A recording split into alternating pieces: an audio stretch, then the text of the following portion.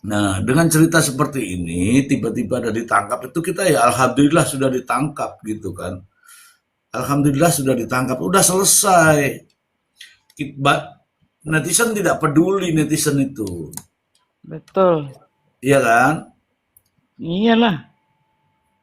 Karena tidak peduli, nggak naik itu. Bau pengacara siapapun kita juga tidak tahu, Iya, ya begitu kan?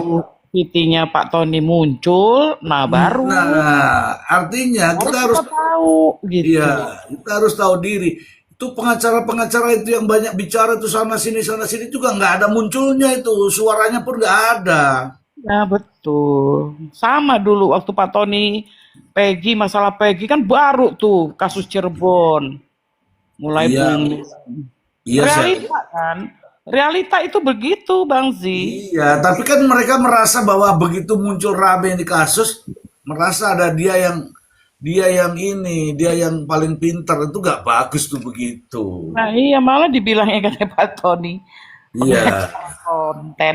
Lah norak di konteni ya orang saya ngerti malan. iya. Abah naik abah. Iya Sel, aku baru bangun Sel. Ini tak kasih tahu nih, jujur-jujuran aja. Kamu orang itu terkenal tuh, yang terkenal tuh Hotman, ya kan? Hmm, Siapa lagi tuh yang ini? Nggak ada itu nama-nama itu yang baru-baru itu ada ribut-ribut di Komal-Komal tuh nggak ada itu. betul. Nah sekarang itu merasa diri bahwa dia lebih pintar daripada Tony. Wow, gimana sih ya? Rasman itu yang terkenal-terkenal tuh. Siapa lagi teman-teman? Aku Ya baru walaupun bangun. walaupun Rasman kontroversi ya, Iya, ya masuk juga si Bang Farhat ya kan. Farhat, ya. Ah, betul. Nggak ada itu nama-nama. Nama-nama terkenal tuh nggak ada. Itu nggak ada itu maksud saya tuh gini loh, kita menyadari lah, menyadari bahwa kita ini ngomong itu karena apa? Ya karena ada Tony di situ. Tony itu kalau tidak ada Tony itu Nggak ada yang tidak tahu. rame ini, tidak Kita nggak rame tahu. ini kasus ya nggak? Betul. Padahal Indramayu kasusnya udah berapa bulan? Ayo. Oh, 9 bulan itu udah. Nah, 9 bulan kita baru tahu sebulan ini kok semenjak ada Tony itu beredar. Nah, nah setelah diramaikan oleh Tony, inilah tujuan Tony itu. Itu Bang E, maksudnya. naik dulu Bang E. Iya. Tuh, halo Abah, malam Abah. Assalamualaikum semuanya, selamat malam Bang Ji. Nah, Iya, Bah. Waalaikumsalam. Sehat selalu, ya, Abah. Pici, selamat Amin. malam, Pici. Selamat malam. Eh, aduh, Pici. Ini ya, saya ini biarkan dulu saya ngecaprak dulu ya. Saya tuh berpikir ini orang-orang pada pada ngapain kok pada jarang nyerang si Tony. Lo kalian-kalian selama ini kemana aja? Kasus kan sudah terjadi 9 bulan yang lalu. Anda kan juga nggak menyuarakan. Siapa-siapa itu kan tidak menyuarakan. Begitu disuarakan sama Tony, justru Anda nyerang Tony. Aneh kalian itu, ya nggak, Abah? Gimana, Abah? ya kita realistis aja bener nggak sih? Ya, saya ke Abah dulu. Ya, Bah, ya nggak, Bah? Ya iyalah, itu jadi yang hobinya nyerang-nyerang mungkin nggak paham fungsinya advokat tuh apa, gitu kan. Iya, Bah. Jadi kalau dia ngerti fungsinya, ngerti, ya siapapun itu advokatnya pasti akan melakukan seperti itu. Iya. Ini malu nih kalau saya omongkan semua nih. Ini Iya pada betul. pada Ngeblak. ngintip, pada ngintip-ngintip di sana itu ya. Pada ngintip-ngintip nih ada misteri yang sok-sok pengacara, sok-sok tahu banyak, sok-sok pinter. Terus Banyak yang iya, sok selama ini kamu kemana? yang sok-sok tahu hukum banyak banget. Iya, nih saya bacakan dulu ya teman-teman ya, untuk membuka aja ya. Monggo monggo. Ya, Abah izin saya buka ini apa ya, saya buka berita ini ya. Ya baik Bang Ji. Nah, ya. Prof Emran, selamat malam Prof. Mana Paul Emlah? Itu di atas. Malam, Malam, malam, Bro. malam, malam, malam istri. Ya. Malam apa? Malam Bang Mail. Malam Dian. Malam, Prof. Kemana aja ke Dian Malam, nih? Prof. Baru ketemu. Saya Apa sempat di namanya? Prof Iya. Australia apa kabar Australia? lagi ngurusin Kabar baik. Ya. Oh iya, makanya baru lihat. Siap-siap lanjut lanjut. Ya, izinkan saya untuk membacakan ini cerita di awal dulu ya, agar kita ini terbuka mata kita. Di awal cerita ini ada tulisannya itu Selasa 9 September 2025. Mereka ada di mana? Nggak ada. Oke ya, saya bacakan dulu nih. Kronologi lengkap tragedi pembunuhan sekeluarga di Indramayu.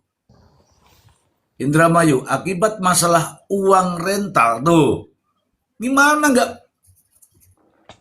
Ini masih ada beritanya nih, akibat uang rental.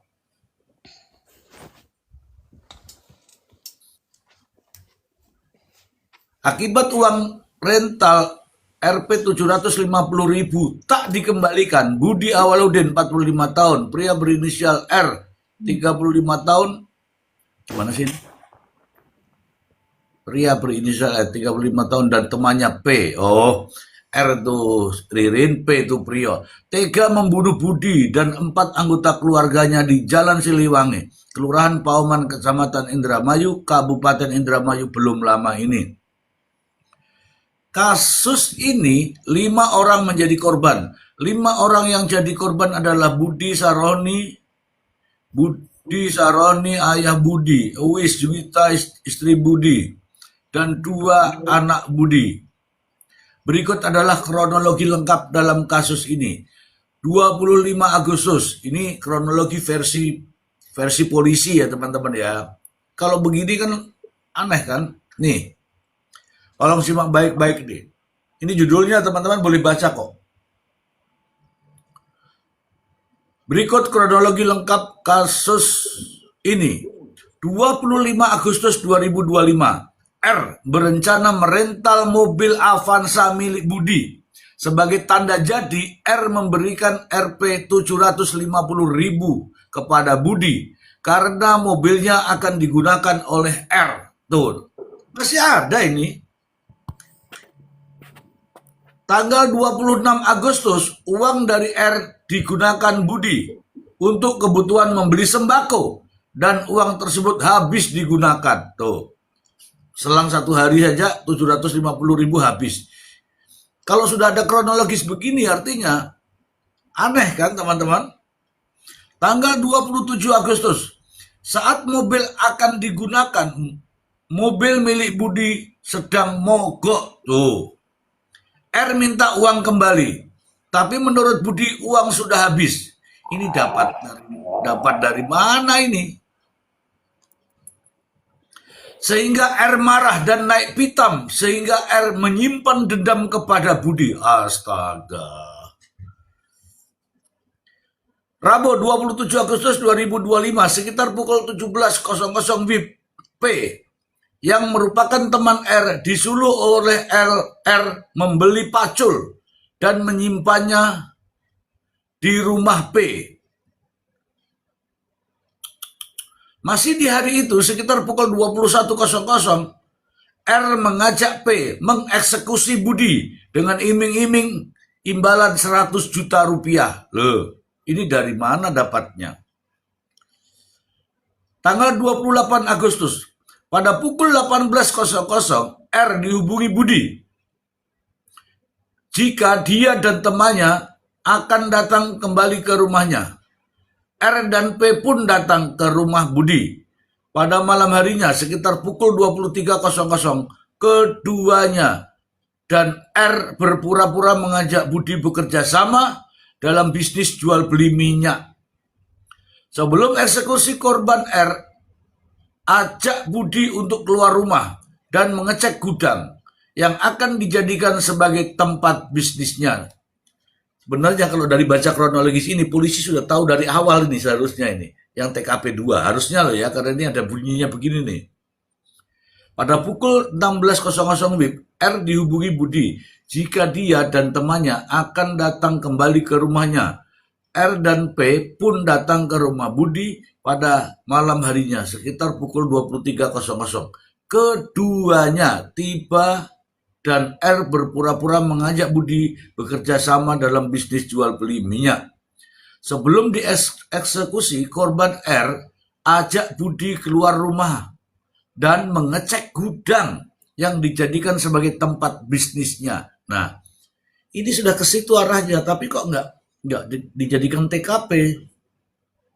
Tanggal 29 Agustus 2025, setelah berganti hari sekitar pukul 01, R dan P mengeksekusi para korban. Lu gimana nih? Korban pertama yang dihabisi R adalah Budi Awaludin, 45 tahun. Budi tewas setelah dipukul pipa besi di bagian kepalanya. Loh, pipa loh ini. Bukan palu godam, pipa. Ini kan cerita yang berubah-ubah nih. Lokasi pembunuhan korban dilakukan di pekarangan rumah loh. Terjadi di toko. Coba teman-teman baca sendiri kalau nggak percaya deh. Inilah yang membuat rame di pemberitaan itu. Jangan salahkan kita. Setelah Budi tersungkur dan dinyatakan tewas, R masuk ke kamar Sahroni 78, ayah dari Budi. Tanpa kasihan, R juga menghabisi korban dengan memukul bagian kepala korban dengan besi tersebut. Setelah itu, R masuk ke kamar Budi dan menemukan istri Budi, yakni Uwis Juwita Sari, 43 tahun. Istri dan anaknya yang berusia 7 tahun berinisial RK sedang tertidur. Sama sebelumnya, R melakukan perbuatan yang sama. Saat R menghabisi nyawa Uwis dan RK, anak kedua Budi terbangun dan menangis. Kali ini P mengambil peran di mana Bazi Malang berusia 8 bulan itu ditenggelamkan ke dalam bak hingga tewas. Selain membunuh korban R dan P, menggasak harta korban di mana tersangka mendapatkan uang sebesar 7 juta rupiah, 3 unit HP, dan perhiasan korban. Pada pukul 17.00, P membeli terpal untuk menyeret korban ke belakang rumah. Tanggal 30 Agustus 2025, sekitar pukul 01.00 WIB, membawa 5 jasad korban yang tadinya di dalam rumah ke belakang rumah dan menguburnya ke dalam satu lubang yang ada di halaman rumah. Tuh, satu lubang, nanti ada lagi 2 gundukan, 3 gundukan, 5 gundukan. Ini berita yang pertama ini. Satu lubang yang ada di halaman rumah.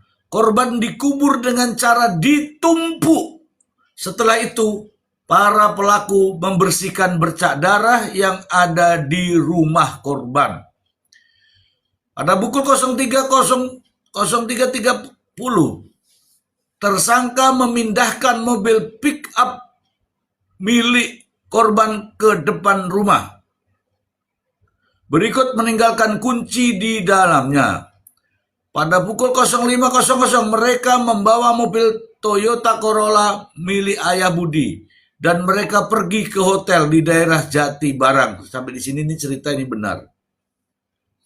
Pada pukul 10.00 R menghubungi Evan, nama yang ada di nomor kontak HP milik Budi, dan akan terjadi percakapan melalui aplikasi perpesanan. R yang berpura-pura menjadi Budi menyebut akan menggadai mobil pick up-nya. Tanggal 31 Agustus, pada hari itu R menerima uang 14 juta dari Evan yang dikirimnya ke akun Dana milik Budi. Sekitar pukul 17.45 WIB, tersangka P Prio melakukan penarikan uang 3 juta di Briling yang ada di daerah Jati Barang. Tanggal 1 September 2025, sekitar pukul 02.00 WIB, Kedua tersangka sempat pulang ke rumah korban. Loh, tersangka itu loh pulang ke rumah korban tanggal 1 itu. Tapi tengah malam ya. Sekitar pukul 02.00, kedua tersangka sempat pulang ke rumah korban dengan mengembalikan mobil Toyota Corolla. Tuh, gimana sih ini? Dengan cara memarkirkannya di rumah Evan. Rumah Evan dan korban tidak jauh. Hal itu dilakukan agar warga berasumsi jika Evan pelaku pembunuhan Budi dan keluarganya. Mobil dikembalikan karena pelaku tahu jika kasus pembunuhan ini sudah viral di media sosial. Selain itu, R memberitahu teman istrinya jika Evan adalah pelaku pembunuhan Budi dan keluarganya. Masih di hari yang sama, R kembali menarik uang dari akun Dana milik Budi. R kembali menarik uang dari akun Dana milik Budi sebesar 10 juta rupiah. 2 September 2025, kedua tersangka melarikan diri ke Jakarta dengan menggunakan travel. Setiba di Jakarta, mereka melanjutkan perjalanan tujuan Bogor. Tanggal 3 September, semalam di Bogor, mereka kembali melanjutkan perjalanan ke Semarang dengan menggunakan travel. 4 September 2025, dari Semarang mereka melanjutkan perjalanan ke Kabupaten Demak. 5 September, setelah sampai di Demak, mereka melanjutkan perjalanan ke Surabaya. Tanggal 6 September, bingung pelariannya tidak memiliki arah, keduanya balik lagi ke Indramayu. Mereka menuju Kecamatan Kedok Kanbunder, ingin menjadi ABK. Pada 8 September, pada hari itu sekitar pukul 02.30, tersangka berhasil ditangkap polisi. Polisi terpaksa menembak kedua kakinya karena saat dilakukan penangkapan, keduanya melakukan perlawanan terhadap petugas. Halo. Kabid Humas Polda Jabar, Kombes Pol Hendra Rohmawan mengatakan para pelaku terancam hukuman mati.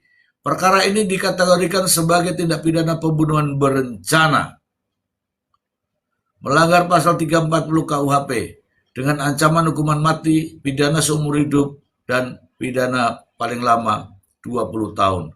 Serta pasal 76C junto pasal 80 ayat 3 Undang-Undang nomor 35 tahun 2014. Demikian. Saya sudah bacakan semua. Itulah kronologisnya, teman-teman. Jadi kalau membaca kronologisnya seperti itu. Jadi kalau sekarang terjadi rame itu karena beda kronologis. Yang tadinya adalah adanya dendam gara-gara uang 750.000 rupiah, kita itu sangat miris tuh. Tapi tiba-tiba di dalam dakwaan jaksa, tidak ada. Inilah yang kita cari-cari, teman-teman. Jadi kalau mau baca berita awalnya, jangan berita sekarang ini. Sok-sok pada pintar semua itu sekarang.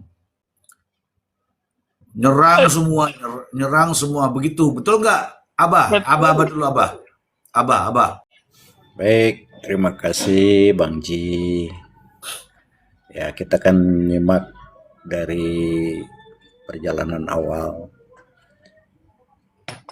ketika terjadi pembantaian tersebut. Ya, secara pribadi turut belasungkawa, semoga husnul khotimah. Dan para pelakunya yang sebenarnya bisa mendapat hukuman yang setimpal sesuai dengan ancaman. Loh, ini kok tiba-tiba sampai 800 ini? Nah, kemudian pada sidang kedua, ya kan, Bang Tony itu baru masuk.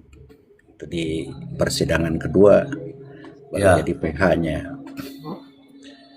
Nah, kemudian lanjut sampai kepada penuntutan dengan dakwaan yang disodorkan. Ya seperti itu. Motifnya juga kita tahu semua. Iya, Mr. Z. Apa motifnya? Sekarang kan dalam pembuktian baik itu bukti, saksi, dan seterusnya. Tinggal bagaimana sekarang jaksa bisa membuktikan semuanya itu. Jadi kita tunggu, Pak Hakim kan suruh yang berbicaranya ahli digital forensik. Wah, ini yang seru. Nah, apakah sampai tanggal 11 itu bisa membuktikan semua itu atau seperti apa? Ya, jadi kita tidak pro kesana kemari bahwa sepakat ini adalah pembantaian yang keji. Siapapun itu pelakunya wajib dihukum berat sesuai dengan pasal yang dia tabrak gitu. Nah, mungkin dari siapa itu dulu. Mungkin nanti Prof atau yang lainnya bisa menjelaskan secara lebih gamblang. Terima kasih Bang Ji. Oke, terima kasih. Iya, betul teman-teman. Kasus ini sebelum dipegang sama pengacara Tony itu teman-teman semua itu tidak melirik. Ya, termasuk pengacara-pengacara top itu tidak melirik. Jadi kalau sekarang ini menjadi rame, sekarang menjadi ini, seharusnya teman-teman tuh bersyukur. Bersyukur karena apa? Masih ada yang peduli dengan kasus-kasus seperti ini. Nah, terbalik sekarang, kalau justru Tony yang diserang. Kalau tidak ada Tony itu, tidak ada itu namanya Ahmad Dhani. Bahkan gubernur KDM itu tidak mungkin dia akan bicara tentang Ahmad Dhani. Apalagi memanggil keluarganya, apalagi memanggil Dudu. Tidak mungkin.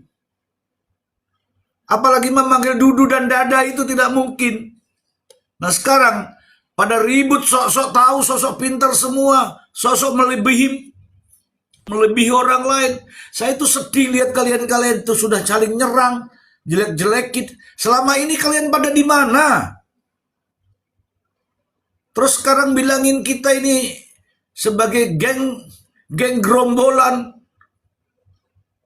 Emang lu terkenal apa lu? Aku tuh heran, makanya sudahlah, sudah itu. Jangan digiring-giring opini lagi di masyarakat. Begitu loh maksudku. Ya, oke. Saya buka dulu dengan rada-rada ini. Ya, silakan. Jelita. Coba Warung. Kamu sudah makan belum? Assalamualaikum warahmatullahi wabarakatuh. Waalaikumsalam warahmatullahi wabarakatuh. Selamat malam Mr. Z, Prof, Selamat malam. Mbak Din, Mbak Peach, Abah, Mile, Fighter, Bang Ari Porong. Malam Mbak Jelita. Selamat malam. Malam. Ya, gerombolan si berat ya. Iya. Ya, terus. Ya memang miris, Mister, kalau kita melihat fenomena yang sekarang ya Mister. Padahal kalau kita itu satu suara tanpa bukan mengesampingkan terdakwa ya, tetapi kita karena terdakwa udah nggak bisa berkutik lah istilahnya, mereka itu sudah ada 2 alat bukti sudah cukup. Dan saat ini proses pengungkapannya yang janggal. Kalau kita satu suara fokus pada pengungkapannya, mungkin pengawalan kita itu akan berefek baik lah, baik untuk sekarang dan yang akan datang, dan hukum kita akan jadi lebih baik. Contohnya begini Mister, satu-satunya yang saya lihat satu suara itu di kasus Joshua itu nggak terpecah netizen di situ. Akhirnya apa? Keluar kan itu CCTV-nya, keluar CCTV-nya. Nah, setelah kasus itu, semuanya udah mulai dipecah belah, Mister. Iya. Nah, akhirnya beginilah kita. Tapi ya mudah-mudahan yang namanya sebuah kebenaran pasti ada jalannya. Insya Allah mencari jalannya sendiri. Demikian, Mr. Z. Saya masih Mr. Z, masih terngiang-ngiang, bukan terngiang-ngiang, maksudnya masih jadi bahan pikiran saya ketika hakim itu menanyakan soal pemanggilan saksi ahli untuk CCTV ya, kemudian dari DNA-nya juga ya diminta. Oke, kita bahas. Nanti kita bahas itu ya, Mister. Kita bahas itu ya. Kita sekarang lagi melampiaskan supaya menyentuh mereka ini yang jadi budak semua itu, ya. Siap, Mister. Demikian, Nah, Mister. Terima kasih. makasih. Biar saya yang ngasih tahu. Mereka sekarang budek, sok pintar semua tuh. Terus selama ini Anda kemana? Anda kemana? Tayang Anda. Anda aja nggak muncul kok. Malah ngatain orang ini gerombolan. Lo kamu nu dampingi itu lo nggak terkenal. Ini karena ada Tony inilah terkenal. Terkenal tapi rodo-rodo Saya ada nyerang Pak Tony di sini, kita belajar hukum. ya, ini saya ada tadi berita yang bagus tuh. Jadi gini, gara-gara Pak Tony ada di situ dan Pak Tony membuat statement-statement itu, kita semua ini loh, mereka-mereka dari anak-anak sampai orang tua ngomong nongol semua muncul semua itu sok-sok pinter. Artinya apa? Dari statement Tony, kita diajak untuk berani, kritis, pintar. Jangan bilang ada begini, ada kata-kata yang ngeri sekali itu. Gara-gara Tony ini semua ribet katanya. Ini hukum kalau ngikutin dakwaannya itu sudah selesai sebenarnya ini. Sudah dihukum mati dua-duanya itu. Mereka. Karena apa? Dalam dakwaannya itu, pembunuhan itu dilakukan secara berencana, berganti-gantian antara Ririn dan Priyo. Gara-gara Tony inilah mengungkap seperti ini loh kejadiannya. Muncullah itu pengacara-pengacara itu yang nyolot-nyolot itu. Nggak bagus begitu. Terus selama ini mereka ada di mana? Di bawah ketiak istri. Aku mulai jengkel nih, kalau sudah mulai jengkel aku naik nih, narik darah aku. Di bawah kasur, di bawah bantal. Begitu Tony naik, kau salah-salahin tuh si Tony supaya kamu naik.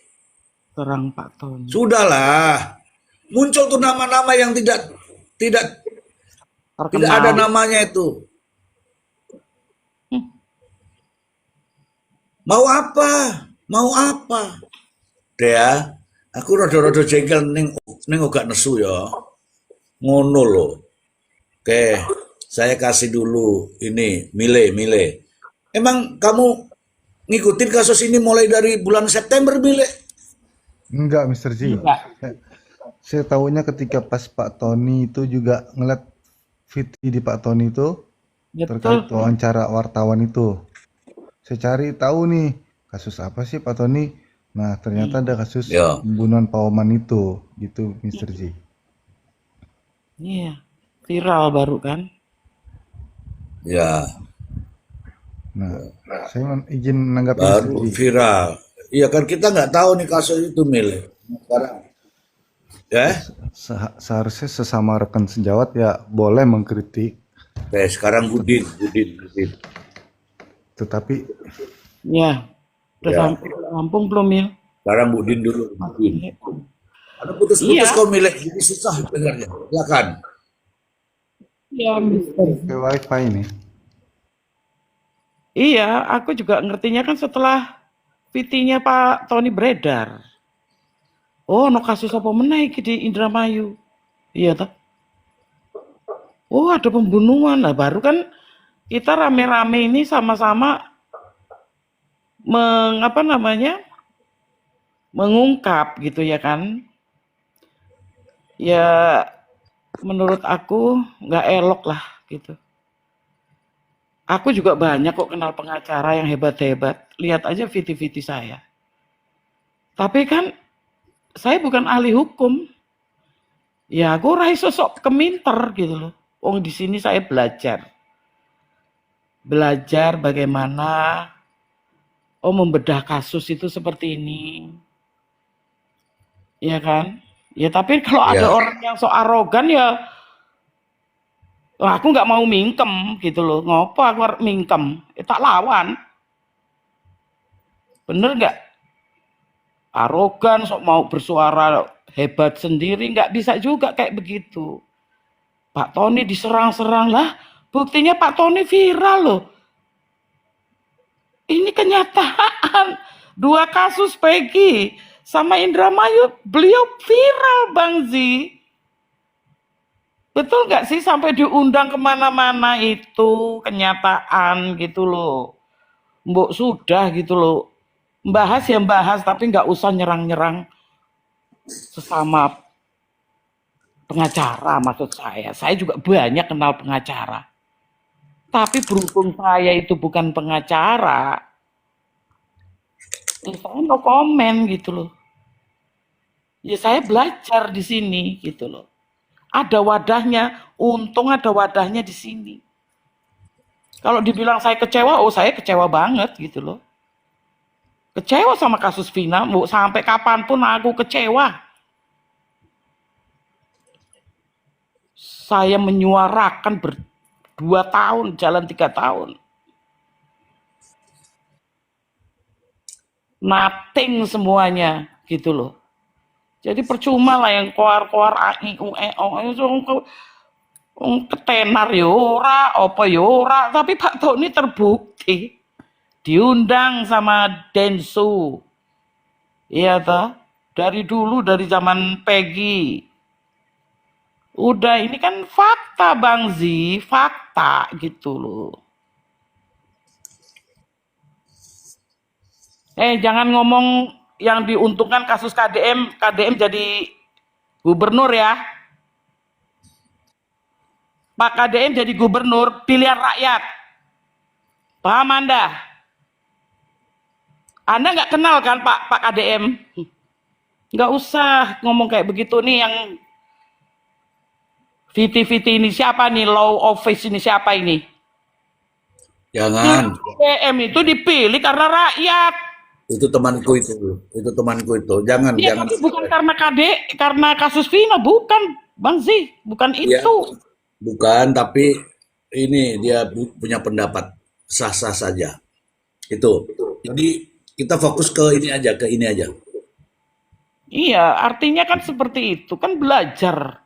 Saya tuh Ya, kalau kecewa ya kecewa di kasus Vina gitu loh. Tapi kan saya hanya sebatas menyuarakan, saya hanya sebatas berjuang, iya kan? ya. Bukan cuma suara saya berjuang. Ya pikiran, ya tenaga, ya bisnis saya kacau balau. Karena saya fokus di situ, karena saya juga turun tangan di situ dengan hati nurani, ya biaya, ya semuanya. Nggak main-main saya gitu loh. Terus apa? Saya pansos? No, nothing. Saya nggak cari uang dari dunia TikTok. Itu Oke, loh Bang. dengan adanya kasus Indramayu ini, itu saya kasih tahu ya teman-teman, itu juga sudah ditangani sama pengacara, tapi nggak ada yang tahu kasus ini teman-teman, ya, nggak ada yang tahu, sunyi dan senyap, nggak ada yang tahu meskipun sudah ditangani oleh pengacara, tetapi dengan kehadiran Tony di situ, inilah mengangkat kasus ini. Ternyata masih ada juga yang sok-sok, saya juga pengacara, saya juga punya kasus, saya juga. Sekarang saya tanya, sehebat apa Anda itu? Kasus Anda yang katanya Anda tangani, naik apa enggak? Viral apa enggak? Nah, viral ini, Tony memviralkan ini memang karena apa? Nah, dengan cara itulah dia tahu di Indonesia itu. Kalau Anda merasa menangani kasus katanya sebagai pengacara-pengacara hebat, seviral apa kasus yang Anda tangani? Saya mau tahu deh. Kemarin itu juga kode etiknya nggak dibaca Bang Ji, nggak baca kode etik. betul saya. Betul lah, Bah. Makanya saya bilang begini, janganlah justru memojokkan Tony. Anda kan pengacara juga, kalian kan pengacara juga. Kalian di sana di komal-komal sana kok kalian jatuhin pengacara, gimana ini otaknya nih?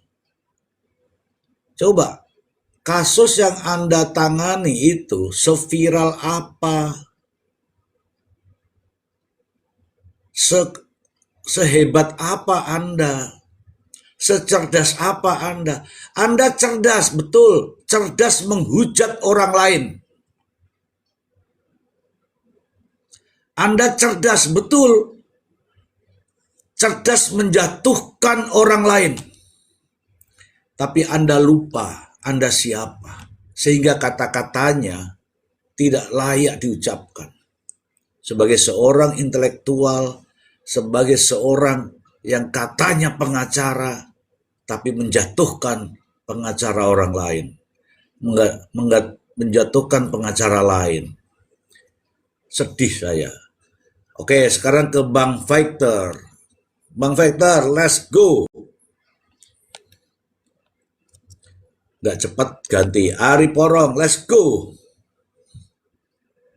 Assalamualaikum, selamat malam Mr. G, Prof. Emran, Budin, Kak Stefani, Abah, Bang Mile, Malam Bang Ari. Afia, Malam Bang selamat Ari, malam malam. semuanya Bang Factor. Selamat malam.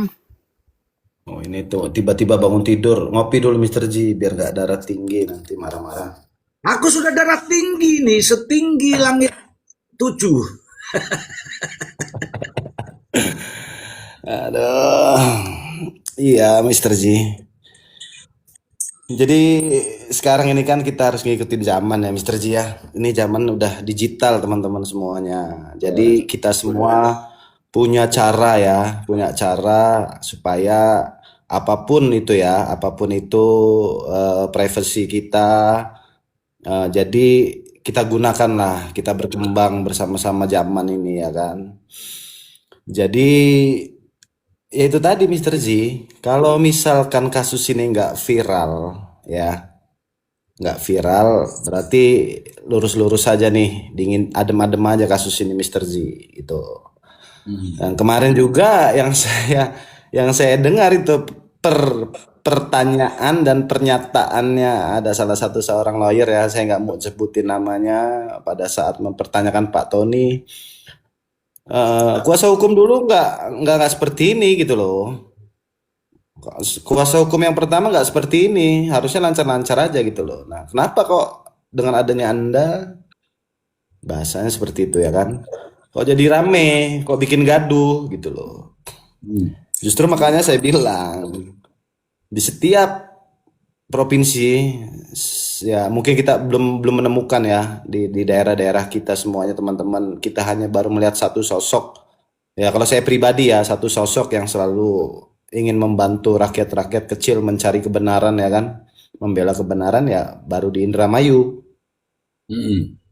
Makanya saya bilang tolong dijaga teman-teman, tidak menutup kemungkinan di badan diri kita sendiri, keluarga, teman, saudara bisa mengalami kasus seperti ini teman-teman.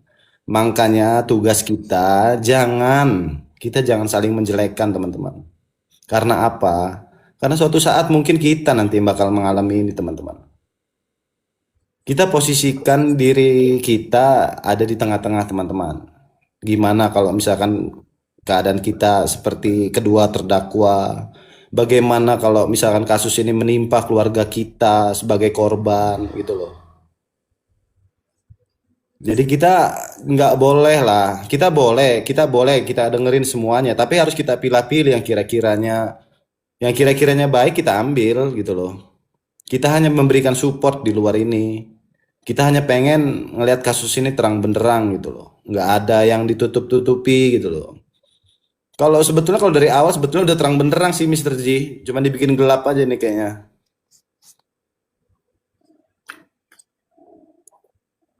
Jadi ayolah kita teman-teman, kita sebagai netizen, adab kita utamakan teman-teman. Makanya saya bilang kalau yang kira-kiranya kan kelihatan, makanya Mr. Z. Kalau misalkan yang aman-aman aja itu kan ya sama aja lah, itu gerombolan-gerombolan oknum juga gitu loh. Pengacara lo wajar loh kalau mereka menutup-nutupi kebobrokan dari pihak kepolisian karena mereka relasinya gitu loh. Nah makanya di dalam podcastnya Densu juga kan Pak Tony kan Pak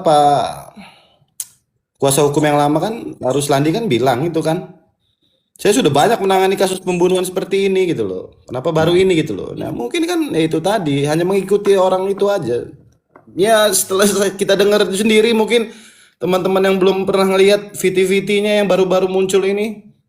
Kalau saya hampir setiap hari tuh scroll-scroll TikTok nih dari kasus ini Mr. Z. Dan saya juga nggak ngikutin dari awal kita ya, karena Pak Tony ini tadi ada apa sih gitu loh. Kasus Vina terakhir saya ngikutin kasus Vina gitu loh. Iya. Nah setelah ini ya udah gitu kan, ya kita kembali aktivitas lagi gitu loh Mr. Z ya kan. Iya. Cuman beberapa hampir 1 bulan terakhir ini ya saya ikuti nih kasus ini seperti apa gitu loh Mr. Ji. Oh saya lihat oh ternyata seperti ini gitu loh. Iya. Oh ternyata ada kejanggalan. Masih seperti dulu ini kejanggalan-kejanggalan gitu loh. Oh ternyata masih ada nih oknum-oknum yang bermain seperti ini gitu loh. Nah saya yang saya iniin Mr. Ji, ada di dalam podcast itu diucapkan ya ini hanya pemikiran saya. Yang saya pertanyakan ada beberapa kata Mr. Z. Kalau ini nggak ketahuan, ini mayat bakal dicor. Siapa yang membuat? Kenyataannya di dalam berita tadi yang Mr. Z bacakan tadi kan nggak ada tuh bahasa-bahasa dicor itu dari pihak kepolisian. Kok bisa ada kata-kata itu yang saya kunci itu Mr. Z?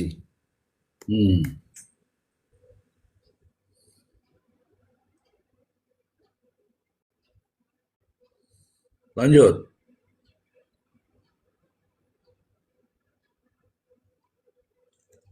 Loh, kok gak ada suaranya?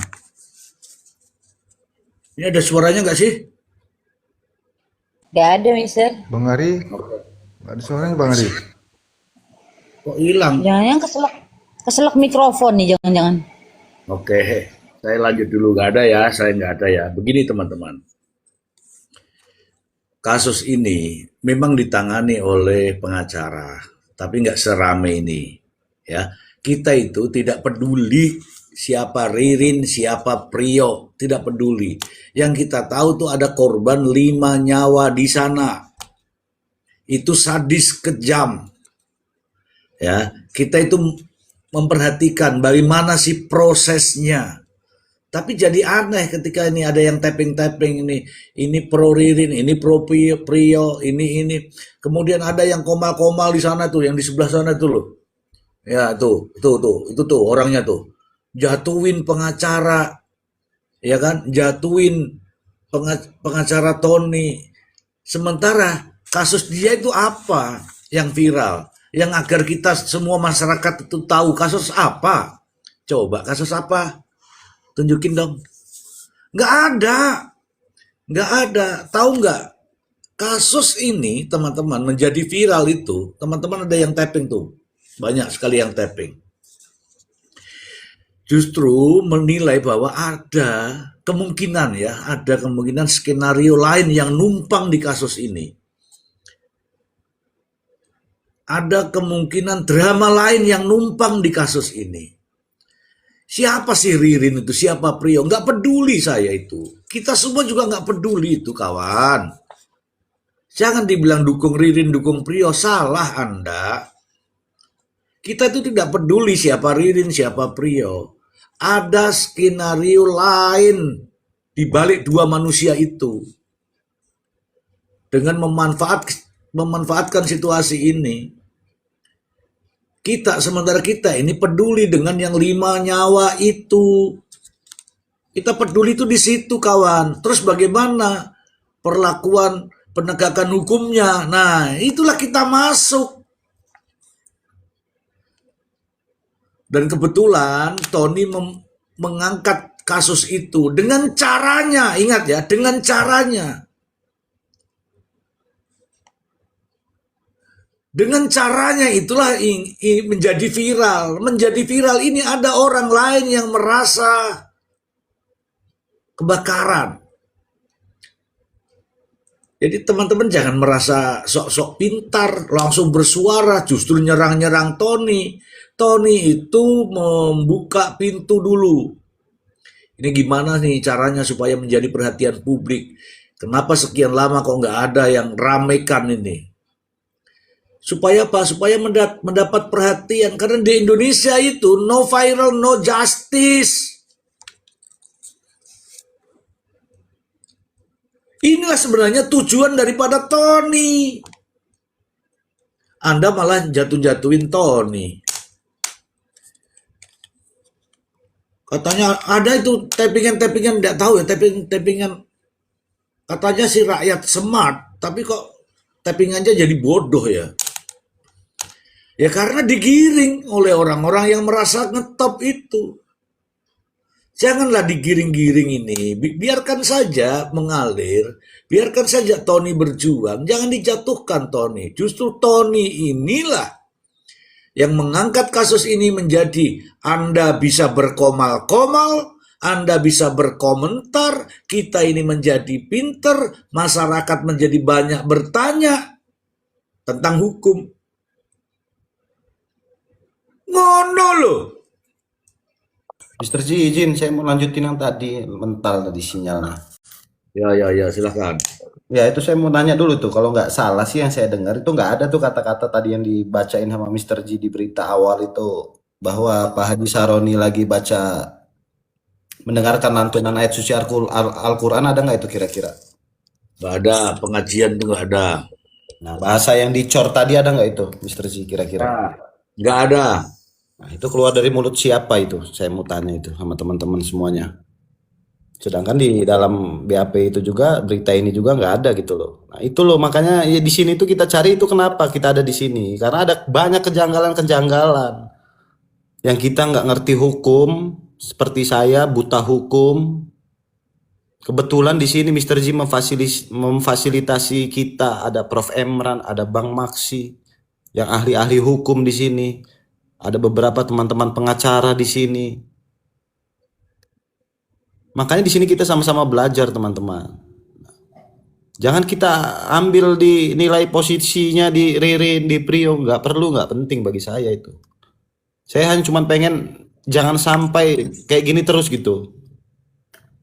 Karena sudah banyak gitu loh, yang korban-korban pengadilan sesat itu. Sudah banyak korban gitu. Yang nggak bisa bicara apa-apa ya seperti ini, makanya saya bilang Mr. Z. Apabila kita mencari kebenaran, justru lawannya adalah APH itu sendiri, Mr. Z. Makanya mungkin teman-teman yang sudah pernah mengalami perasaannya dengan urusan dengan hukum kecewa pasti, dan nggak berani karena kita dalam ancaman. Apabila kita mau melawan, membela diri, nggak bakalan ya seperti ini contohnya gitu loh. Itu aja dulu Mr. Z. Ya, Terima kasih. Terima kasih. Jangan lari lompat-lompat lagi. Aduh, teman-teman, saya itu tidak peduli mereka itu mau dihukum berapa, saya nggak peduli. Ya, toh. Yang penting itu prosesnya jelas, prosesnya sudah sesuai dengan apa yang kita bacakan selama ini. Dan alhamdulillah teman-teman. Ya mungkin saja hakim itu mendengarkan kita ya.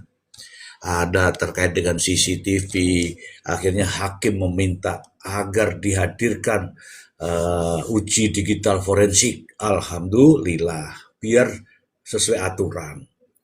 Geger lagi itu, ribut lagi. Yang tadinya itu di situ tadi saya baca nih, bunyinya nih saya baca, dipukul dengan gagang besi.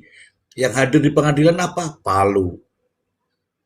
Tidak ada TKP toko, tidak ada.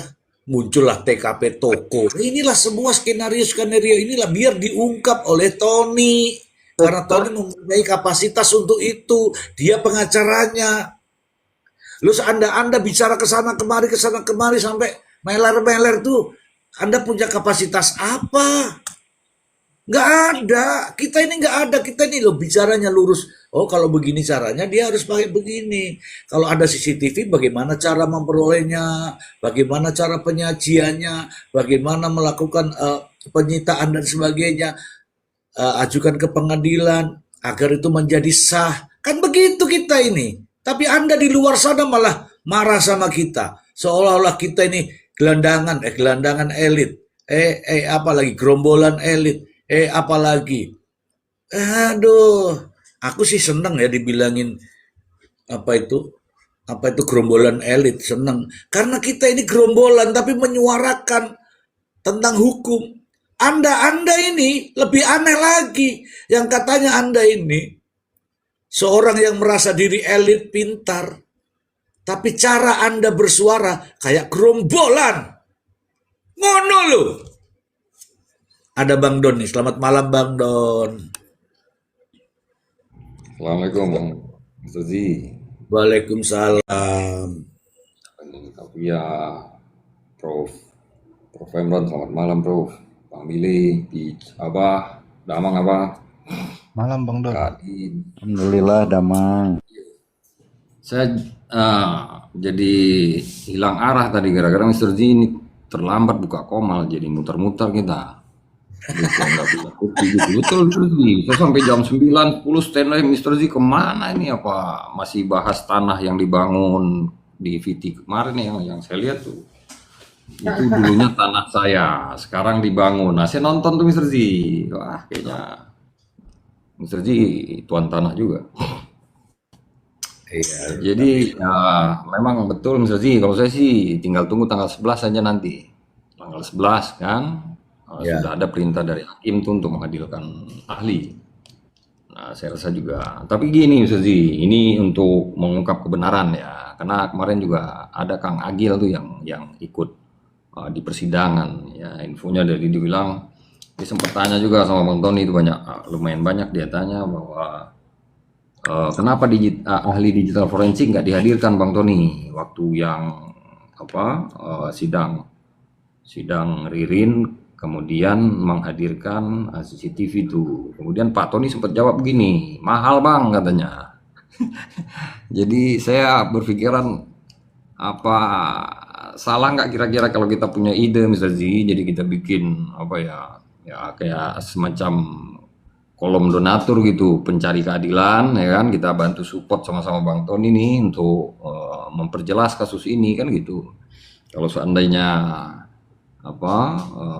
yang diduga pelaku ini bukan pelaku ya, kemudian diketok palu oleh hakim ya, dipersamakan dengan case-nya Peggy Setiawan ya, diputus bebas gitu kan ya, lumayan ini pahala buat kita mengalir Mr. Z.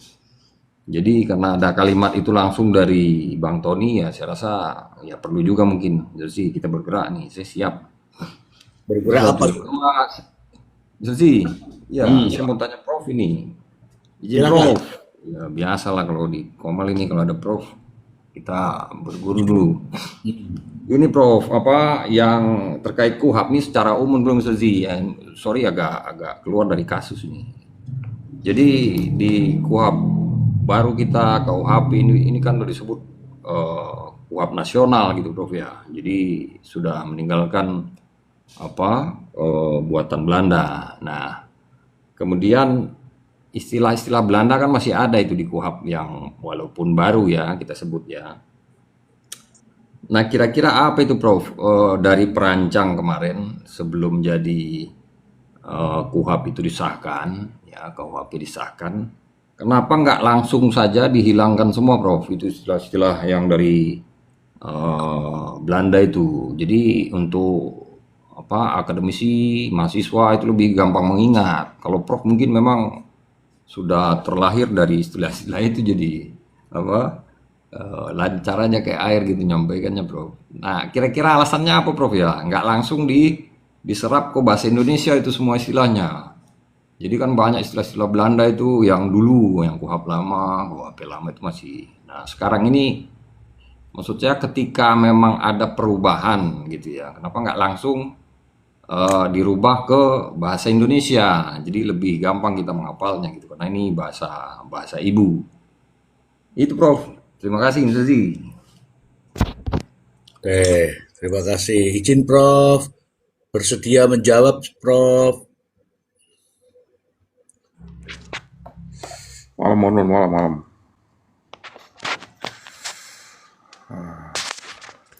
Jadi sebenarnya begini, kita itu sebenarnya kalau kita merujuk pada ini kan ada dua ya, satu dia hukum substantif, yang satu hukum prosedural. Kalau substantif itu kaitannya dengan tindak pidananya, yang itu kan 459 berarti ada perbuatan yang kemudian diancam dengan pidana di sana. Untuk melaksanakan hukum pidana material itu, hukum pidana substantif itu, maka dibutuhkan adanya hukum prosedural. Jadi hukum prosedural itu untuk apa? Menegakkan hukum material. Itu pertama. Kalau hukum material itu sebenarnya secara universal itu mirip semua, Bang. Pembunuhan di Amerika sama juga dengan pembunuhan di Indonesia. Sama juga dengan pembunuhan di mana-mana lah. Artinya kan ketika orang merampas nyawa orang lain berarti itu merupakan tindak pidana. Bahkan begini, sebelum pun undang-undang ini terbit sekalipun, hukum agama juga sudah melarang itu kan. Hukum agama sudah melarang itu. Jadi sebenarnya sih itu umum ya, itu umum. Memang dulu begini, apa namanya, kalau hukum pidana material ya, hukum pidana material itu dulu memang karena kita ini dulu jajahan Belanda kan, jajahan Belanda, sementara Belanda itu kan sebelumnya juga dijajah oleh Prancis tuh. Belanda dulu itu, Belanda tuh sebenarnya dia menerapkan juga hukum Prancis, hukum Prancis. Jadi Belanda itu sebenarnya punya hukum Belanda itu baru diciptakan oleh Belanda itu 1881, tahun 1881. Lalu kemudian Belanda itu dibikinlah itu yang namanya pidana material, Wetboek van Strafrecht for Nederland. Wetboek van Strafrecht for Nederland. Lalu karena Indonesia ini dijajah sama Belanda, maka hukum Belanda itu diterapkan secara konkordansi beginsel namanya. Sebagai negara kolonialisme Belanda, makanya ditambahkan di situ Wetboek van Strafrecht for Nederland Hindi. Ada penambahan Hindinya, ada pindah ini. Itu. Jadi memang dulu kita itu masih pakai hukum pidana Belanda. Lalu juga hukum acaranya juga. Hukum acara juga sebenarnya sih masih hukum acara apa namanya, Revolvering itu kan masih pakai acara Belanda juga ya. Tapi setelah Indonesia merdeka tahun 1981 muncullah Indonesia itu punya hukum acara sendiri. Undang-Undang Nomor 8 tahun 1981. Jadi hukum acaranya sendiri, Bang. Yang memang benar-benar dia terpisah dari hukum acara Belanda. Yang tadi itu Revolvering itu. Itu sebenarnya, Bang, itu sebenarnya. Lalu kalau Abang tanya nih, kira-kira nih, Bang, kok apa namanya masih ada aja tuh frasa-frasa apa namanya istilah-istilah Belanda di KUHP dan KUHAP dan sebagainya kan? Seperti itu kan? Sebenarnya begini, Bang. KUHP itu sebenarnya dia itu sebenarnya sudah pakai bahasa Indonesia. Hanya saja ketika melakukan tafsiran terhadap KUHP itu didasarkan pada teori. Jadi saya itu biasa menggunakan teori itu sebenarnya bukan ada di KUHP tuh. Teori itu adalah apa? Teori itu adalah sesuatu yang kemudian memang ditemukan oleh pakar-pakar. Pada umumnya tuh pakar-pakar Belanda, pakar-pakar Jerman, pakar-pakar Prancis. Itu sebenarnya. Itu sebenarnya. Tapi kalau KUHP sendiri sebenarnya sih pada umumnya sudah bahasa Indonesia ya, pada bahasa Indonesia. Jadi memang ketika kita menafsirkan pasal itu kan nggak bisa ditafsirkan secara hitam putih. Itu nggak boleh. Karena untuk menafsirkan pasal itu ada konsepnya, ada apa namanya, ada visuanalisanya ya. Visuanalisanya yaitu teori tadi. Karena apa? Ada perbedaan antara logika umum dengan logika hukum. Kalau logika hukum itu kan dibatasin. Kalau logika umum kan bebas sebebas-bebasnya. Bebas sebebas-bebasnya, makanya disebut sebagai legal mind. Di hukum ini sendiri sebenarnya ada teorinya, ada teori interpretasi. Dia mulai dari grammatical interpretation, terus yang kedua historic interpretation, terus yang ketiga systematic interpretation, sampai ke bawah. Sampai seterusnya, sampai banyak lah yang begitu-begitulah. Ada sekitar 13 ya, ada sekitar 13. Begitupun ketika kita tafsirkan pasal itu, Bang Don, sebenarnya Bang Don. Makanya kalau saya tuh terus terang aja, saya ngelihat banyak teman-teman hukum ini pakai pendekatan cocokologi. Nah, Itu yang jadi masalah. Itu yang jadi masalah. Kalau abang baca abang baca putusan pengadilan, itu rasionya itu teori semua tuh, Bang. Teori dan doktrin. Jadi hakim itu nggak berpikir begitu aja, tapi memang dia mendasarkan reasoningnya itu pada apa? Pada teori pembuktian. Contohnya dalam kasus ini nantinya nih, nanti baca aja kita lihat nih. Ketika dia apa namanya, hakim itu mempertimbangkan unsur ini, berarti landasan teorinya tuh ini, doktrinnya tuh ini, gitu. Jadi hakim itu sebenarnya dia nggak memutus begitu aja sesuka enaknya dia, enggak. Nggak begitu, nggak begitu. Berbeda dengan teman-teman saya ngelihat banyak teman pada umumnya. Pada umumnya, artinya ya jadi diskusinya itu jadi liar kan? Jadi liar. Itu sih Bang Don. Jadi kalau Bang Don tanya itu sebenarnya nggak banyak frasa sih, nggak banyak frasa asing yang ada di KUHP maupun KUHP.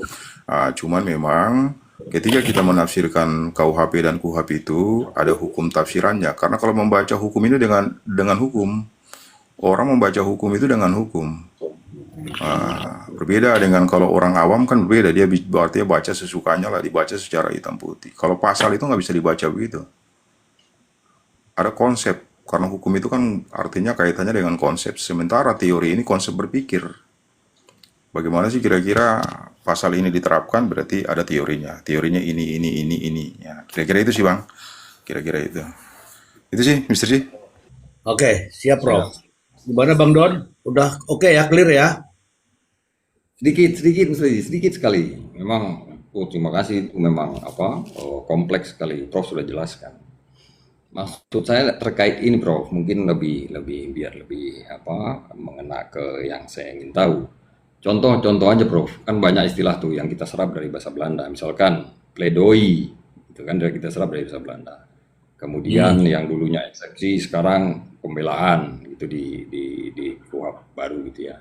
Nah, yang saya tanya itu Prof, kenapa nggak sekalian semua diterjemahkan dalam bahasa Indonesia? Jadi dalam kelas itu pun, misalkan di kelas hukum gitu ya, di fakultas hukum manapun, itu udah dalam bahasa Indonesia. Jadi ya menurut saya kalau kita menghafal frasa Indonesia dengan frasa Belanda lebih gampang frasa Belanda.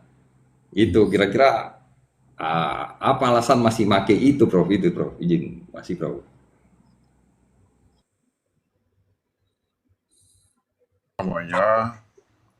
Contohnya kalau kita bilang eksepsi ya, eksepsi itu kan sebenarnya konsep. Nah, kalau sekarang sudah dirubah eksepsi itu sebagai perlawanan. Eksepsi itu adalah apa? Adalah satu konsep yang kemudian memang dimiliki oleh katakanlah terdakwa atau tergugat untuk melawan kaitannya dengan dakwaan atau gugatan. Jadi itu konsep tuh. Jadi dia bukan frasa yang kira-kira frasa yang frasa yang bersifat literal aja. Tapi itu frasa yang bersifat konteks. Dia bukan tekstual, tapi dia kontekstual. Nah, karena dia kontekstual itunya, makanya artinya eksepsi itu dia merupakan konsep sebenarnya, konsep berpikir lah, konsep berpikir. Makanya tapi sekarang kan udah dirubah ya, tadinya eksepsi lalu kemudian kemudian sekarang udah dirubah sebagai perlawanan. Pledoi pun begitu. Cuman karena udah terbiasa dengan grammar asing itu, jadi sebenarnya begitu sih. Pada para praktisi itu sudah terbiasa yang menggunakan frasa itu. Tapi kalau kita merujuk pada KUHP dan KUHP sendiri, sebenarnya sudah lebih banyak menggunakan bahasa Indonesia. Dan dulu juga sebenarnya sama, cuman memang tadi saya bilang banyak teori yang kemudian memang itu dihasilkan oleh ahli luar. Sangat sedikit teori yang memang dihasilkan oleh ahli di Indonesia ini, terutama kaitannya dengan kalau kita ini kan sebenarnya begini. Kalau kita berpikir tuh KUHP baru dengan KUHP lama tuh nggak ada, artinya perbedaannya cuma dikit banget. Nah, jadi kalau kita bilang itu sebenarnya KUHP peninggalan kolonial Belanda, nggak begitu sebenarnya. Karena KUHP itu sebenarnya dia berlaku universal. Tadi kan saya bilang pencurian dimanapun sebenarnya sama tuh, pembunuhan juga sama dimanapun kan. Cuman memang ada tindak-tindak pidana tertentu yang kemudian di negara luar nggak dilarang, negara kita dilarang. Contohnya kayak katakanlah asusila ya. Asusila kalau di Cina mungkin artinya tindakan itu katakanlah kalau misalkan sudah depan umum nih, itu dia ada perbedaan dengan Indonesia. Kalau Indonesia berarti kalau sudah depan umum berarti itu deliknya delik aduan. Tapi kalau misalkan di Cina, kalau di Indonesia kalau sudah depan umum berarti itu semua delik umum. Tapi kalau di Cina itu dia bersifat delik aduan. Itu sebenarnya, Bang. Kalau abang tanya kaitannya dengan apa sih yang menjadi landasannya, kok masih ada aja tuh frasa-frasa asing itu. Ya, saya saya nggak itu sih nggak. Saya juga sebenarnya nggak terlalu paham juga kenapa sampai begitu. Tapi saya kira begini. Kalau yang namanya hukum ini kan sebenarnya dia berlaku universal juga kan. Jadi ada hukum pidana nasional, ada hukum pidana internasional. Kadang-kadang juga orang bisa bersidang tuh sampai di Amerika. Pengacara Indonesia itu bisa di Amerika, bisa nanti di apa namanya di Singapura kan banyak ya. Ah, itu sih Bang.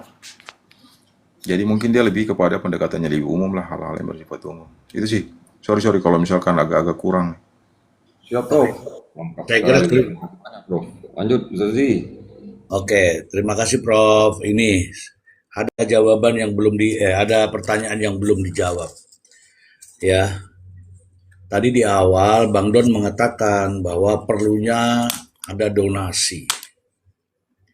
Begitu kan? Belum ada yang jawab itu karena Prof. Imran fokus pada KUHP baru, KUHP lama. Ini media sosial. Ini loh kita ngomong-ngomong donasi itu loh sudah digoreng di sebelah sana. Tuh Mr. G, Komalnya mau donasi. Itu susah hal-hal yang seperti ini tuh. Oke ya, satu. Jangankan kok donasi, tap-tap layar aja lah tuh tidak ada, Bang Don. Buktikan ini loh nggak ada tap-tap layar. Mau cari donasi. Ustaz Zi. Saya juga belum tetap layar nih, gas terus. Iya, saya mengatakan jangankan kok donasi yang pakai rupiah, tap-tap layar yang gratis saja susah. Cuman bisanya itu komen yang enggak. Tapi ya, kalau komen bagus saya akui. Banyak kok yang memberikan komen bagus. Tapi yang di sebelah sana itu saya tidak tahu ya. Itulah Indonesia. Dulu Bung Karno mengatakan, Anda merdeka tahun 1945, itu Belanda pergi. Pada akhirnya Anda akan dijajah oleh bangsa Anda sendiri. Ya dengan cara-cara begini ini. Kita bicara begini, dia lawan dengan bicara begini. Kita bicara baik, dia lawan dengan pembulian. Itulah faktanya. Itu fakta teman-teman ya. Ini kalau Anda mengatakan bilang donasi, ini media sosial. Baru ngomong aja udah rame. Kita ini baru ngomong tentang Ririn, dia nggak tahu judulnya. Kita langsung ditulis di bawah itu. Ini pemuja Ririn deh ya. Ririn aja kita nggak kenal gimana. Yang berikutnya sifat-sifat individu itu, walaupun sesama pengacara ini, sifat itu tuh ada. Dan ada di otak-otak mereka itu. Tadi dibilang Prof. Imran itu cocoklogi, bicaranya cocoklogi.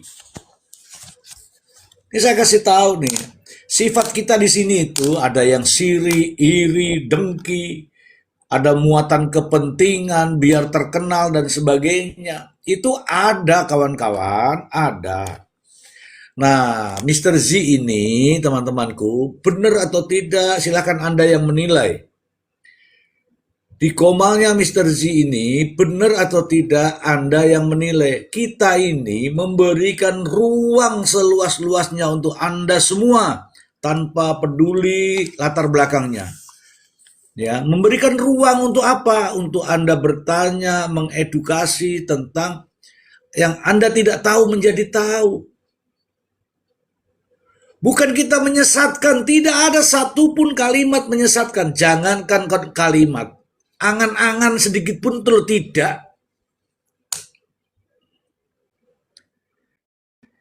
Ada yang bilang, kita ini bicara apa itu justice kolaborator. Apa sih syarat-syaratnya? Karena ada di berita acara loh kok ngajukan justice kolaborator, apa yang nggak terlambat? Dibacakan aturannya, dibacakan syarat-syaratnya. Itu syarat-syarat benar sesuai undang-undang. Kepanasan marah sama kita. Ya kan aneh. Itulah yang saya mengatakan bahwa janganlah menggunakan otak itu dibalik-balik, jangan. Ya kan? Kita itu tidak pernah terbayang. Jangan kok mengucapkan terbayang itu tidak. Apalagi mengucapkan kata-kata yang sesat, Tidak ada sama sekali. Ya kan? Sifat-sifat seperti itu hilangkanlah, hilangkan. Ya, kita ini ngomong berdasarkan, Prof. Imran berdasarkan keilmuan, ilmiah, saya berdasarkan pengalaman-pengalaman, teman-teman berdasarkan pengamatan-pengamatan, kawan-kawan yang di bawah yang ingin tahu nanya tapping, nanya tapping, nanya tapping. Itu kalau yang ingin tahu. Kalau yang tidak ingin tahu yaitu kuman. Kuman, tahu namanya kuman, datang buang kotoran lalu pergi. Datang komen langsung pret, langsung pergi. Nggak dapat apa-apa dia. Itulah namanya prinsip kuman. Kalau di tempat sana dipelihara, kalau di sini di-cut. Namanya kuman. Ngono loh. Saya pengen tahu nih dari luar negeri nih. Bagaimana sih pendapat Anda tentang apa yang kita bicarakan di sini? Ya, Ya, silakan Anda. Anda memandangnya dari sisi yang mana dengan Komal ini? saya memandang saya netral ya, sebab saya tidak menyokong satu pihak dan satu pihak. Bagi saya dalam Komal ini netral sebab kita mendahulukan fikiran bukan perasaan. Contohnya kita mendahulukan pikiran itu sebab kita mau berpikir secara logik. Kita tidak mau menjatuhkan judgment untuk sesuatu macam kes ni kan. Tapi kan macam yang saya pernah cakap sebelum ni, sesetengah lawyer memburukkan macam mana mau cakap, memburukkan satu setengah lawyer yang lain. Padahal lawyer yang satu pihak ni ingin mencari kebenaran, tapi yang satu ni macam mau menutup. Jadi dalam Komal ni kita membicarakan update status-status yang terkini. Kita mencari jawapan ataupun berkongsi fikiran, bukan perasaan.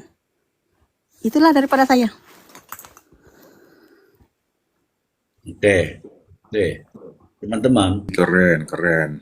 Ya, betul. Teman-teman, ini orang dari luar teman-teman. Memandang Komal ini itu loh. Mendahulukan pikiran daripada perasaan. Kalau Anda mengatakan bahwa itu salah, harus dihukum, itu salah, harus dihukum. Iya, benar. Tapi proses hukumnya seperti apa? Itulah yang sedang kita bicarakan. Ini orang luar aja tahu, masa orang Indonesia nggak tahu? Kita ini kan bahasa Indonesia. Atau gara-gara dipengaruhi oleh komal-komal gerombolan itu ya? Oke. Aduh, saya kok jadi sedih. Ini ada pertanyaan, Prof. Mohon izin, Prof. Ini mulai sesi-sesi pertanyaan ya, teman-teman boleh nanya apa saja ya. Dari video Mik Subang. Izin bertanya, izin Prof, apakah ada KUHAP yang mewajibkan CCTV harus diperiksa ahli digital forensik? Oh, ini kemarin kita sudah bahas, tapi kalau pengen tahu kita akan berikan jawaban ya, karena ada pertanyaan, kewajiban kita adalah menjawab. Silakan Prof, bagaimana dengan alat bukti ini Prof? Iya. Jadi memang begitu ya. Saya juga sebenarnya begini, Mr. Ji. Saya dengar-dengar katanya mau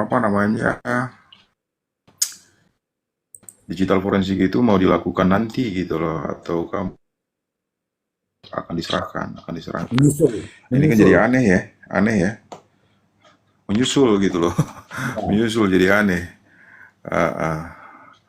Sebenarnya itu jadi aneh. Padahal pembuktian itu kan dia bersifat, artinya itu outputnya, inputnya itu kan harusnya dari digitalnya sebelumnya kan. Ya. Tapi kalau di bagian akhir sudah muncul, baru mau diproses yang awal kan jadi aneh bin ajaib, dan itu nggak mungkin Mr. Z. Itu nggak mungkin, itu sesuatu hal yang nggak mungkin. Jadi yang kedua untuk menjawab ini